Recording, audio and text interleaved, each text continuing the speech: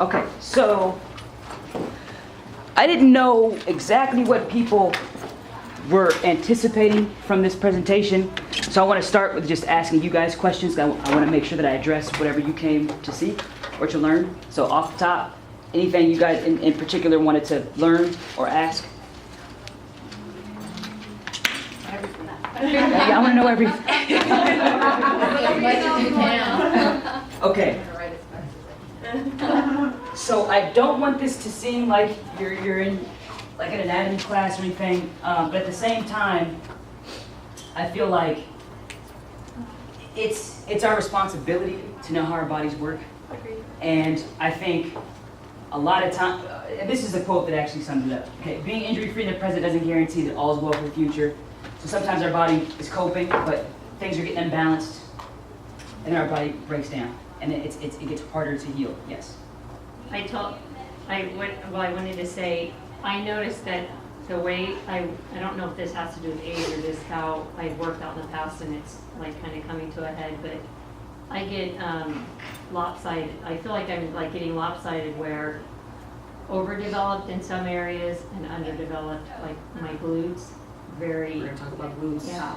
Yeah. It's like, I feel like the more I try like doing things like squats and whatnot, I don't have an issue up here, but I feel like it's the divide is starting to be more. Do you know what I mean? Obvious. Yeah.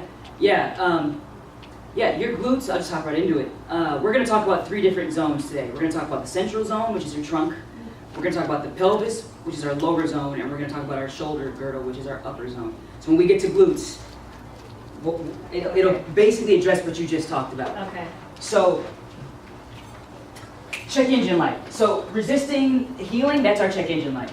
Would we ever just never ever change our oil, never ever rotate our tires, ignore that check engine light? I mean, the car's gonna break down. And we ignore sometimes the check engine light, which is our pain signals. Pain is a protective response. So it's our body's way of telling us that there's either some trauma or some overuse going on. So it's a protective response. We cannot afford to ignore it. Now, I'm giving you the answers here, but do we know what do you feel is considered your core? If you were going to say, Coach, I hit my core every day. I hit these muscles. What would you say your cores would be? Your core muscles would be? Everybody seems to think it's abs. What abs in particular? Yeah, like rectus abdominis, 6-pack. Right. They got a 6-pack. Right. But They got a strong muscles core. over here, too. I'll tell you what, the big 3. That's what we're going to talk about today. The big 3. They say you need the big 3 to win an NBA championship, right? You need the big. You're LeBron, you're D-Wade, Bosh. They're broken up now, but you need your big 3. You want to win in life, and you want to try to prevent as many injuries as possible. You need the big 3. Why? Because they're going to help with pelvic stability and spinal stability. So the key to injury prevention is a neutral spine. Okay. Whether we're hinging, right, and I'm doing an RDL, we got to be in a neutral spine. Whether I'm rotating and I'm doing some med ball throws, we have to have a neutral spine. No matter what we're doing, this right here is the key, and these 3 muscles help. They're called local stabilizers. So your local stabilizers are 3 muscles that are they're designed to move in anticipation of movement. So before we move, these local stabilizers get turned on. They help with keeping segmental stability in the spine. And if I can talk about 3 of them, this is the spine, right? Cervical, thoracic, lumbar. You got your sacrum. So we talk about multifidus. It's these small muscles that kind of are intersegmented or interwoven within the spine. Cross one joint only. So these aren't muscles that have a lot of range of motion. So that's why sometimes we end up straining our back, because we're using these really small muscles to try to generate force, and that's not what they're designed to do. They're designed to stiffness, keep your spine in that neutral position. So multifidus is one. We've got your psoas, and I don't think many people think of your hip flexor as a stabilizer, but I don't know if I mentioned this. These 3 muscles attach to the lower lumbar spine, direct attachment to your lower lumbar spine. And where do most injuries happen? L's, right? L4, L5, right. So we got multifidus, we've got the psoas, right? So it attaches to the lower lumbar, attaches to the femur. From what I've been reading recently, these fibers help with spinal stabilization, the posterior fibers. The ones in front actually help a little more with flexion. But if these are tight, they pull down on the pelvis, put a ton of pressure on the lower lumbar spine because where are these muscles attached? Lower lumbar spine, and that's how people end up having a ton of low back pain because they've got this interior tilt that they're stuck in. And they're using muscles, really small muscles in their low back to try to generate force, and that's not what they're designed to do. We've got our transversus abdominis. Think of it as your weight belt. So normally we put our weight belt on this way, right? Think of your transversus abdominis as you twisting it around, so the buckles are back here. Anybody ever watch bodybuilding and they do that back pose, and you see the Christmas tree? That's your thoracolumbar fascia. That's where a ton of muscles intersect, but that's where the transversus abdominis is going to intersect, is in that thoracolumbar fascia. That's your weight belt. So these three muscles help with spinal stabilization. And then you've got some role players. You talked about the obliques. So we've got muscles like your internal obliques, your diaphragm pelvic floor. Think of diaphragm, if it's a can, if your core is a can, diaphragm top, pelvic floor bottom, right? And then you've got your internal obliques surrounding you. These muscles help more so with bracing. So any of the women here grew up with older brothers? Do you ever realize, like, it took me until maybe 10 years ago to not like flinch when they'd walk by me because I never knew when I'd get socked. And that's because I was trying to just like brace myself. That's what these muscles do. So we've got these muscles that, boom, keep that spine stiff, keep it in the position it's supposed to be. Balloon of pressure, intra-abdominal pressure, we've heard that term before. That's what these muscles do. So we got our big three, we got our role players. They're gonna help us keep our spine stable. Here's the problem. These muscles in red are so we're talking about local stabilizers, not a lot of range of motion, only cross one joint, slow twitch. Usually these muscles kick in instead of the local stabilizers. These bigger global muscles are designed to generate force. They're designed that they cross more than one joint. They're designed to control motion. They control our limbs, these external global stabilizers. Problem is, they're not attached to the lower lumbar spine. So they're not going to help you keep your spine neutral.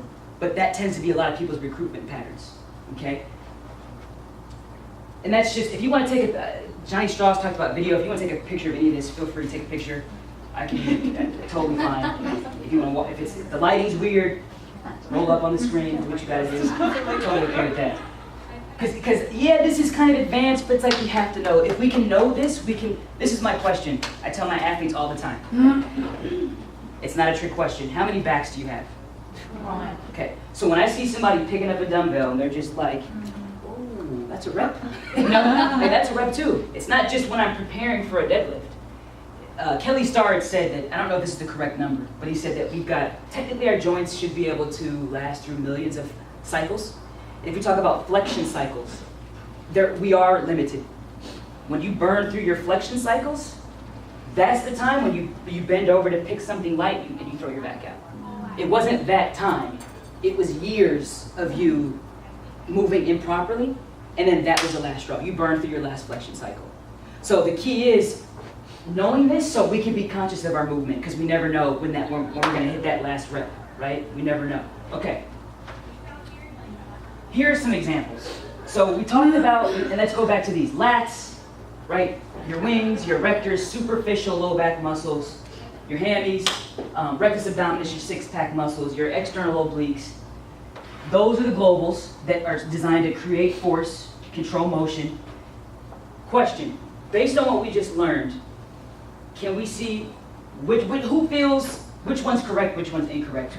Which picture, if we look at it, do we feel like, that looks like a neutral spine, that looks like good rotation? Which one looks like, that doesn't look right, looks like maybe? The one on the right looks like she's... So who thinks that you think this is incorrect? Mm-hmm. Who thinks this is incorrect? Raise your hand. Okay. Who thinks that this is incorrect? Who has no clue? Okay, so first let me say, as a strength coach at a college, it's not one-on-one, it's not personal training. This would be like I would never probably even work with a group this small because the teams are big. Minimum 15, and I got sometimes up to like 60 football guys in a room. I got to be able to observe things very quickly. So this is actually neutral.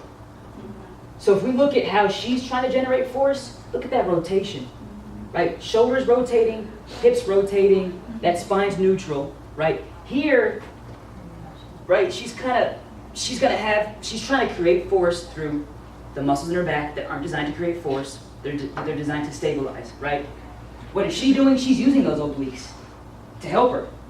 She's using her obliques to help her rotate, and she's gonna get a ton of more force out of that ball. She's gonna probably end up using more of her arms and her low back. She's generating better force. It's gonna flow up through her feet, into her hips, into her arms a lot better because she's actually staying neutral and she's recruiting the right muscles. Now that we know what we know, which one's correct? Right or left, if we can see. Which one's correct, right or left? How many people think, and what are we looking at? Shoulder to hip. A healthy shoulder to hip relationship. Okay, so who thinks left is correct? Okay, who thinks right is correct? Who has no clue? Okay, incorrect. She's gonna have some shoulder issues. She's cranking on her back to try to generate force. That's like and volleyball players tend to have hyperlordosis anyway. That's anterior tilt. We're gonna talk about that in a second. She's tilting to try to use her local stabilizers to generate force, and she's not rotating. She's gonna use a lot of arms, not have a ton of force going through these bigger global muscles. Look at the rotation in this picture. So if I got a little bit sooner, we would see a little bit of extension here, but look how much she's rotating. So she's using her global muscles to help generate force. She's gonna have a more impactful hit. She's gonna spare herself a ton of low back and shoulder injuries. She is not. Okay, so when it comes to neutral spine, like I said, it doesn't matter what position we're in, but we wanna make sure we're using locals to stabilize, globals for movement, okay? Here, we talked about external obliques being a globalizer. We talked about hamstrings being a globalizer. They're not designed to stabilize your spine. And what's happening to his spine? He's tucked under. He's got a posterior tilt. Hamstrings tight, pulling the pelvis under. External obliques, do they rotate? Yes, but external obliques also flex the lower lumbar.